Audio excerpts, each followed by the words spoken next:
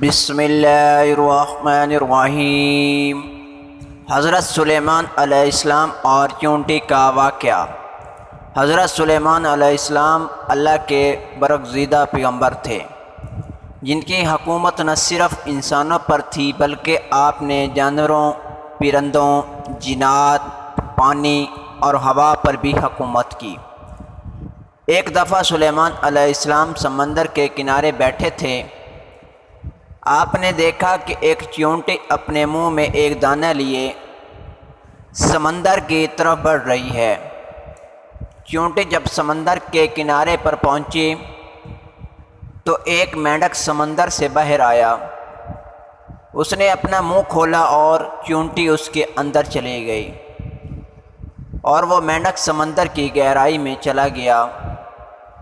کچھ دیر گزرنے کے بعد وہی مینڈک دوبارہ سمندر سے باہر آیا، اپنا منہ کھولا، وہی چیونٹی اس مینڈک کے منہ سے باہر نکل آئی، لیکن اب چیونٹی کے منہ میں دانہ نہیں تھا۔ حضرت سلیمان علیہ السلام یہ سب دیکھ کر بہت حیران ہوئے۔ آپ نے فوراً اس چیونٹی کو طلب کیا اور پوچھا، یہ کیا معاملہ ہے؟ یہ تم کیا کر رہی ہو؟ ابھی تم دانہ لے کر مینڈک کے منہ میں گئی تھی، تم کہاں گئی تھی؟ یہ چیونٹی کہنے لگی، اے پیغمبر خدا، اس سمندر کی گہرائی میں جا کر دور ایک پتھر ہے، یہ پتھر اندر سے خالی ہے، اس پتھر کے اندر ایک کیڑا رہتا ہے۔ اللہ نے اس کیڑے کو ایسے مقام پر پیدا کیا ہے کہ وہ وہاں سے نہیں نکل سکتا، وہیں اس کی کل کائنات ہے۔ مجھے اللہ نے اس کام پر مقرر کیا ہے کہ میں اس کو کھانا پہنچاؤں۔ اللہ نے اس مینڈک کو مأمور کیا ہے، مینڈک روزانہ مجھے اپنے منہ میں لے کر پانی سے ہوتا ہوا اس پتھر تک لے جاتا ہے۔ وہ مینڈک اپنا منہ اس پتھر کے سوراخ پر رکھ دیتا ہے، میں اس کے منہ سے نکل کر اس کیڑے تک جاتی ہوں۔ وہ اناج جو میرے منہ میں ہوتا ہے، وہ اناج میں اس کے پاس رکھ دیتی ہوں۔ یہ مینڈک میرا انتظار کرتا رہتا ہے، میں واپس اس کے منہ میں داخل ہو جاتی ہوں۔ یہ پانی میں تیرتے ہوئے مجھے واپس پانی سے باہر لے آتا ہے۔ یہ دیکھ کر حضرت سلیمان علیہ السلام کے دل میں خواہش پیدا ہوئی کہ کیوں نہ میں اللہ پاک کی ساری مخلوق کی دعوت کروں۔ حضرت سلیمان علیہ السلام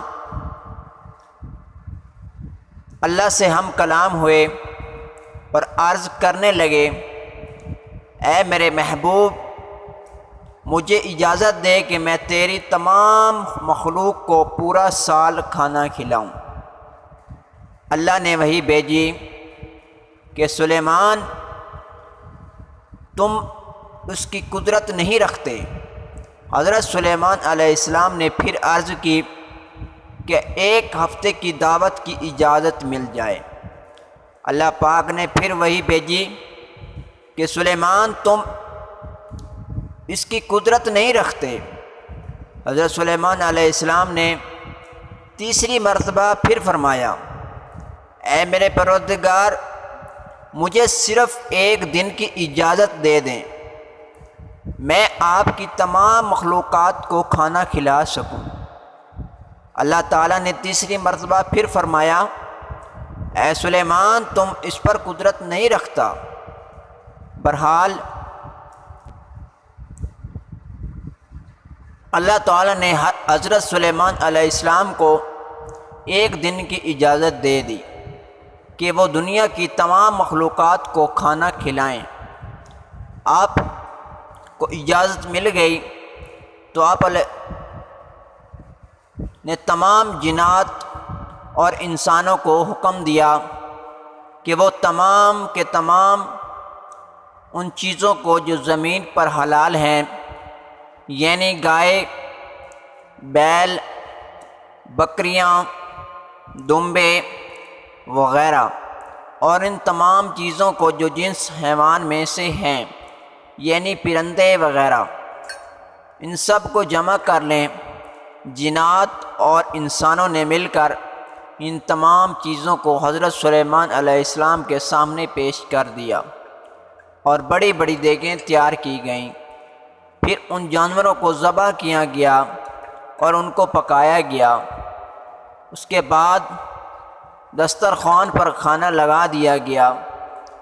دسترخوان بھی ایسا کہ اگر ایک طرف سے ایک آدمی گھوڑا دوڑائے تو دوسرے کونے تک جانے میں اس کو 2 ماہ لگیں گے۔ اتنے ہی اس دسترخوان کی چوڑائی بھی تھی۔ جب تمام چیزیں تیار ہو چکیں تو اللہ تعالیٰ نے حضرت سلیمان علیہ السلام کے پاس وحی بھیجی اور فرمایا، اے سلیمان، تو مخلوق میں سے کس طرف سے دعوت شروع کرے گا؟ حضرت سلیمان علیہ السلام نے فرمایا، اے میرے پروردگار، میں دریا کے جانوروں میں سے شروع کروں گا۔ تو اللہ تعالیٰ نے سمندر کی ایک مچھلی کو حکم دیا کہ وہ حضرت سلیمان علیہ السلام کی دعوت کھائے، کیونکہ آج ان کے لیے حضرت سلیمان علیہ السلام کی طرف سے دعوت ہے۔ مچھلی نے سر اٹھایا اور دسترخوان کے ایک طرف سے کھانا شروع کر دیا۔ وہ کھاتے کھاتے دوسری طرف پہنچ گئی، یہاں تک کہ مچھلی حضرت سلیمان علیہ السلام کا تیار ہوا سارا کھانا کھا گئی۔ مچھلی کہنے لگی کہ میرا پیٹ نہیں بھرا، مجھے اور کھانا کھلائیں۔ اے سلیمان علیہ السلام، آپ خوب جان لیجئے، جو کھانا آپ نے کئی روز سے بنایا تھا، جس کھانے کو آپ کو بنانے میں کئی دن لگ گئے تھے، اتنا کھانا میرا پروردگار مجھے ایک دن میں 3 مرتبہ میری طرف پہنچاتا ہے اور کھلاتا ہے۔ آج تک کبھی بھی اس میں کمی نہیں ہوئی۔ اس لیے اے سلیمان، آج میرے کھانے سے روکنے کا سبب تو بنا ہے، کیونکہ رزق تو نے اپنے ذمہ لیا تھا اور تو نے میرے کھانے میں کمی کر لی۔ اسی وقت حضرت سلیمان علیہ السلام اللہ تعالیٰ کے سامنے سجدے میں گر پڑے اور کہنے لگے، پاک ہے وہ ذات جو کفالت کرنے والی ہے مخلوق کی روزی کے ساتھ۔ مخلوق جانتی بھی نہیں کہاں سے آتا ہے۔ دوستو، بے شک ہمارا رازق اور خالق اللہ تعالیٰ کی اس کے خزانے میں کوئی کمی نہیں ہے۔ وہ الگ بات ہے کہ ہمیں مانگنا نہیں آتا۔ کبھی بھی اپنے مال و دولت، اپنی کرسی پر غرور مت کرنا۔ سب کچھ ہوتے ہوئے بھی اللہ تعالیٰ سے ہر وقت مانگتے رہنا۔ دعا ہے اللہ تعالیٰ ہمیں بھی کسی کا محتاج نہ کرے اور اپنے خزانے سے حق حلال رزق کھانے کی توفیق عطا فرمائے۔ آمین یا رب العالمین۔ ہماری معلوماتی ویڈیو اچھی لگی ہو تو چینل سبسکرائب کر لیں تاکہ نئی آنے والی ویڈیو آپ تک پہنچ سکے۔ جزاک اللہ خیر۔